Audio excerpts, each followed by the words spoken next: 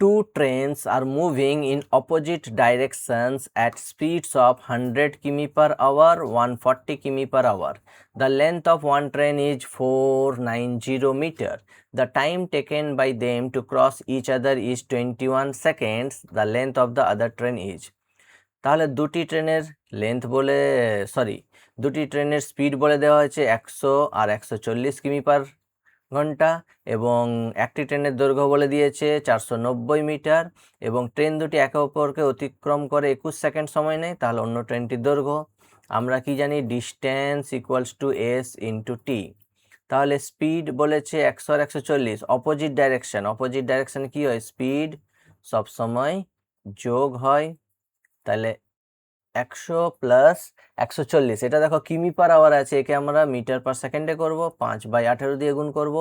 কত সেকেন্ডে পার করছে একে অপরকে, 21 সেকেন্ডে। তাহলে 240 গুণিত 5/18 গুণিত 21। তাহলে এখানে 6 3 6 দিয়ে 6 4 24 0 3 দিয়ে 3 7।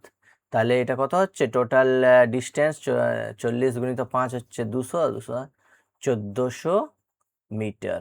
তাহলে এর মধ্যে একটা ট্রেনের দৈর্ঘ্য বলে দিয়েছে কত, 490।